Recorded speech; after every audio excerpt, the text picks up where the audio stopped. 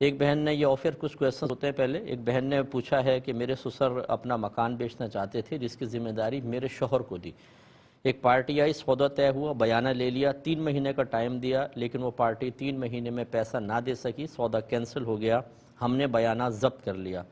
اب دوسری پارٹی آئی اور اس نے جدید بیانہ دیا ہے، تو جو پہلے والا بیانہ ہے یہ بہن پوچھتی ہیں کہ وہ میرے شوہر رکھ سکتے ہیں یا اس میں ان کے بھائی بہنوں کا بھی حصہ ہوگا؟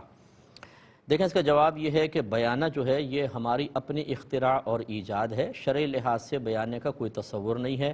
ایجاب و قبول سے ہی سودا پکا ہو جاتا ہے۔ اور بیانہ جس کو ہم ایک ایڈوانس بھی کہتے ہیں یا پہلی مطلب تھوڑا سا ٹوکن منی دے دیتے ہیں، یہ اگر سودا کینسل ہو جائے تو اسی کا ہے جس نے بیانہ دیا تھا، لہٰذا اس کو ضبط کر لینا ظلم، ناجائز اور گناہ ہے، اور یہ گناہ ہمارے معاشرے میں کافی عام ہو چکا ہے، اس کو ختم کرنا چاہیے۔ لہٰذا آپ یہ کہاں یہ سوچ رہے ہیں کہ ہم رکھیں یا بھائی بہنوں میں تقسیم کریں، یہ تو رکھنا ہی آپ لوگوں کا گناہ تھا، رکھنے کی نیت کرنا گناہ ہے، اس پارٹی کو واپس کرنا واجب ہے۔ اگرچہ بعض علماء اس کے جواز کا فتویٰ دیتے ہیں کہ جی اتنے عرصے اس نے پارٹی نے روک کر رکھا، اس نقصان کے تدارک میں ہم بیانہ رکھ سکتے ہیں، لیکن میں یہ سوال کرتا ہوں کہ اگر آپ نے ایک زمین 50 لاکھ کی بیچی اور 2 لاکھ روپے فرض کر لیں آپ نے بیانہ لے لیا، اور اس پارٹی نے بھی پیسے نہیں دیے تھے، اس زمین کی قیمت 60 لاکھ ہو گئی، اب وہ سودا کینسل کرتا ہے، اب اگر آپ یہ 2 لاکھ واپس کرتے ہیں، بتائیں آپ کو کیا نقصان ہے؟ آپ تو اب اس کو اگر 60 لاکھ میں بیچیں تو 8 لاکھ کا نفع ہے، تو یہ کہاں سے نکال لیا کہ اگر آپ اس کوئی پارٹی سودا کینسل کرتی ہے تو بائر ہمیشہ نقصان میں جائے گا، بلکہ وہ پراپرٹی کی قیمتیں بڑھ جائیں وہ تو بہت زیادہ فائدے میں رہے گا۔ لہٰذا یہ ظلم ہے، جو بیانہ دبا لیتے ہیں وہ اللہ کی بارگاہ میں توبہ کریں اور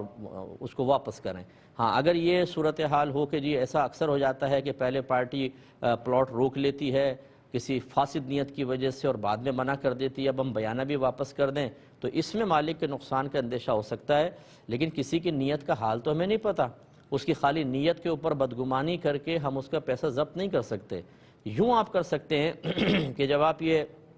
مکان بیچیں اور بیانہ لیں تو وہ بیانہ اصل میں آپ ایک پین کی قیمت کے طور پر لیں،